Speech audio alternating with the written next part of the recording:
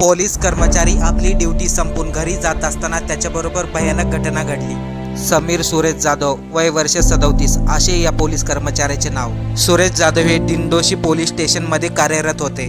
मुंबई वरळीमध्ये राहणारे सुरेश जाधव नेहमीप्रमाणे आपल्या ड्युटीवर गेले।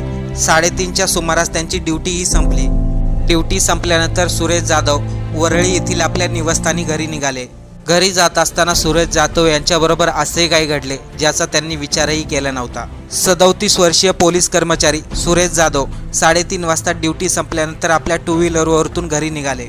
मुंबई सांताक्रूझ पूर्व या ठिकाणी वाकोला ब्रिजवरती आल्यानंतर त्यांच्या गळ्यावरती उडत्या मांजाचा स्पर्श झाला आणि ते काही सेकंदातच खाली कोसळले। त्यांना तात्काळ सायन हॉस्पिटलमध्ये आणण्यात आले, परंतु अतिशय रक्तस्राव झाल्यामुळे डॉक्टरांनी त्यांना मृत घोषित केले।